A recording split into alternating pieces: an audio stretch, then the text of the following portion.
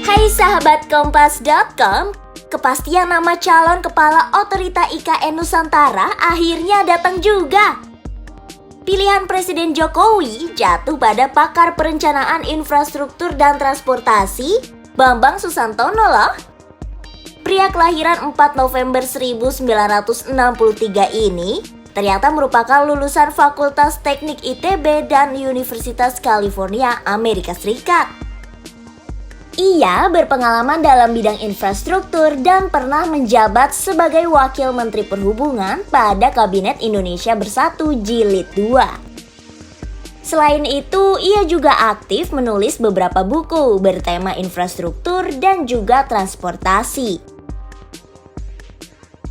Ngomong-ngomong, selain Bambang, Presiden Jokowi juga sudah memilih seorang petinggi perusahaan swasta di Indonesia yang bernama Doni Rahayu sebagai Wakil Kepala Otorita IKN loh.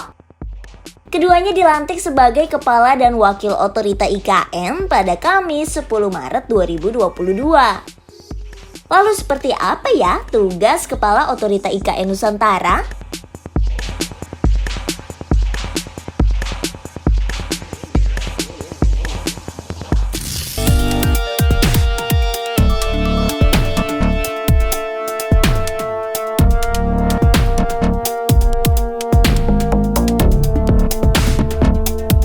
Kepala Otorita IKN didefinisikan sebagai kepala pemerintah daerah khusus Ibu Kota Nusantara yang kedudukannya setingkat menteri. Dalam menjalankan tugasnya, kepala otorita memiliki sejumlah fungsi dan kewenangan. Di antaranya, menetapkan dan memberikan persetujuan perihal pengadaan tanah di IKN, hingga menyusun rancangan kerja dan keuangan IKN. Kepala otorita tentunya memiliki masa jabatan, yakni selama 5 tahun dan dapat diangkat kembali setelahnya. Ngomong-ngomong, Kepala Otorita IKN berbeda loh dengan Gubernur Ibu Kota yang sekarang, yakni DKI Jakarta.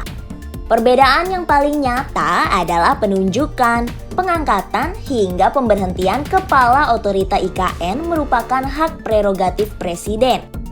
Ini karena Kepala Otorita IKN setingkat dengan Menteri, yang penunjukannya hingga pemberhentiannya juga tak perlu mendapat persetujuan DPR. Sementara untuk Gubernur DKI Jakarta, ia harus melewati proses pemilihan seperti pilkada untuk bisa menjabat.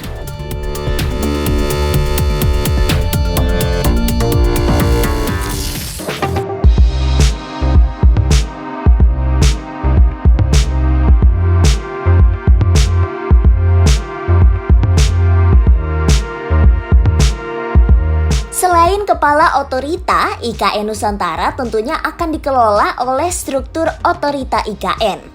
Mereka adalah Dewan Pengarah yang bertugas untuk menjadi konsultan dalam pembangunan IKN. Saat ini sudah ada 3 nama yang akan menduduki posisi tersebut. Mereka adalah putra mahkota Saudi Mohammed bin Zayed, CEO SoftBank Masayoshi Son, dan mantan Perdana Menteri Inggris Tony Blair. Selain Dewan Pengarah, struktur Otorita IKN juga akan diisi Satuan Pencegahan Korupsi, sejumlah manajer, hingga unit-unit teknis lainnya.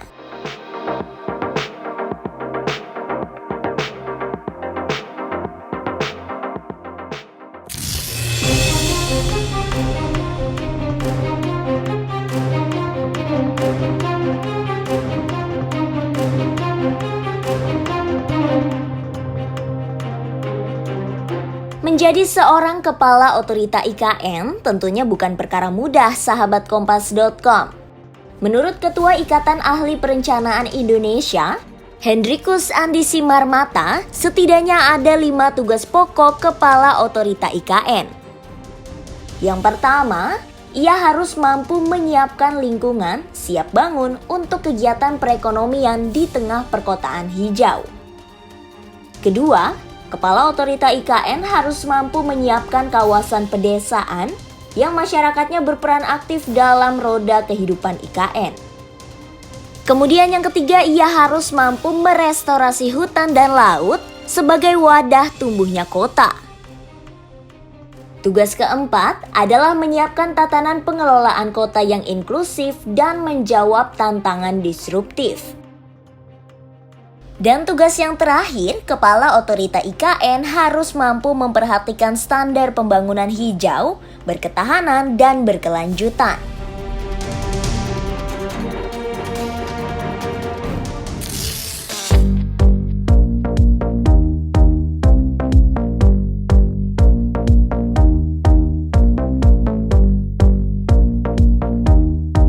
Setelah resmi dilantik sebagai Kepala Otorita IKN, Bambang Susantono akan berkantor di dua tempat berbeda, yakni Jakarta dan Balikpapan. Tapi hal ini hanya bersifat sementara kok. Kebijakan ini berlaku sampai proses pembangunan fisik di IKN Nusantara selesai. Tenaga ahli utama kantor staf presiden, Wandi Tuturong, mengatakan kondisi ini wajar terjadi dalam instansi yang baru dibentuk pemerintah.